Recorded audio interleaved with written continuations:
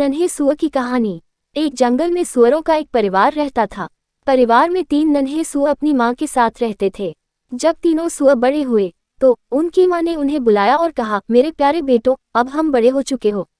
हम सुअरों का नियम होता है, जब बच्चे बड़े हो जाते हैं तो वो परिवार से अलग होकर अपना जीवन अपनी समझ से जीते हैं। इसलिए अब मैं चाहती हूँ कि तुम तीनों इस जंगल के बाहर जाओ, दुनिया घूमो और अपनी मर्जी से जिंदगी को जियो। कुछ दिनों के बाद तीनों सुअर अपने घर से निकले और दूसरे शहर चले गई। तीनों भाई एक दूसरे का बहुत ख्याल रखते थे। बड़े सुअर ने कहा, मुझे लगता है कि अब हम तीनों को अलग अलग अपनी जिंदगी जीनी चाहिए। दूसरे सुअर को भी यही सही लगा, पर सबसे छोटा भी बहुत चतुर था। तीसरा सुअर बोला, मेरे ख्याल से हमें एक दूसरे के साथ ही रहना चाहिए और एक ही जगह पर जाकर अपना नया जीवन शुरू करना चाहिए। उसकी बात सुनते ही पहले और दूसरे सुअर ने कहा, भला वो कैसे? तीसरे सुअर ने जवाब देते हुए कहा, अगर हम तीनों एक रहेंगे तो आने वाली कठिनाइयों का मिलकर सामना कर सकते हैं।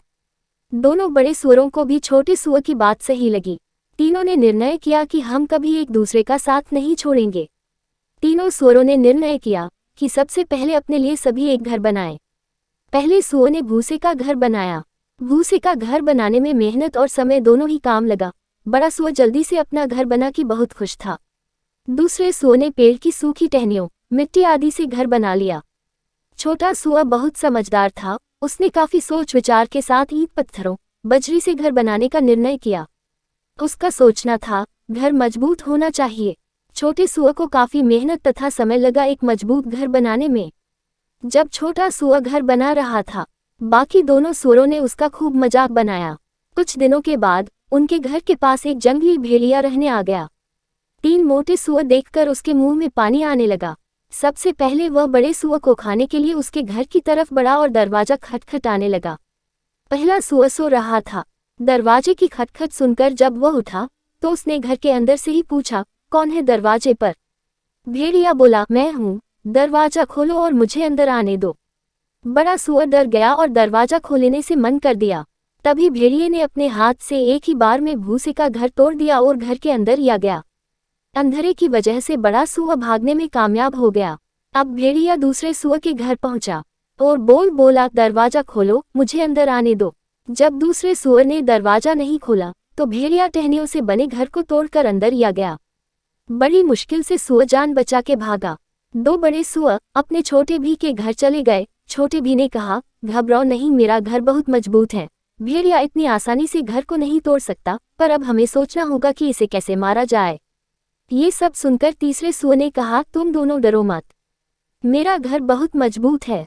वह जंगली भेड़िया इसे नहीं तोड़ सकता है। थोड़ी देर में भेड़िया सबसे छोटे सुअर के घर आ गया तथा दरवाजा खटखटाने लगा। तीसरे सुअर ने बिना डरे हुए कहा, नहीं, हम दरवाजा नहीं खोलेंगे। भेड़िया तीसरे सुअर के ईंट से बने घर को तोड़ने की कोशिश करने लगा, लेकिन इसमें वह असफल रहा। उस जंगली भेड़िए के बहुत प्रयास करने के बाद भी तीसरे सुअर का घर नहीं टूटा। तब उसने देखा कि घर की छत पर एक चिमनी लगी है। उसने तय किया कि वह घर के अंदर चिमनी के रास्ते में घुसेगा। जब भेड़िया चिमनी के रास्ते घर के अंदर घुसने लगा, तभी तीसरे सुअर ने चिमनी के नीचे आग जलाई और एक बर्तन में पानी भरकर वहां पर उबलने के लिए रख दिया। थोड़ी देर में भेड़िए ने जैसे ही चिमनी के अंदर से नीचे की तरफ छलांग लगाई, वह सीधे उस उबलते पानी में गिरा गया और उसकी मौत हो गई। इस तरह छोटे सुअर ने बुद्धिमानी और निडरता से अपनी तथा अपने बड़े भाइयों की जान बचा ली। दोनों बड़े भाइयों ने छोटे भी को धन्यवाद दिया और माफी भी मांगी। उन्होंने कहा, हमें तुम्हारा मजाक नहीं बनाना चाहिए था। इसके बाद तीनों सुअर एक साथ बड़े घर में रहने लगे।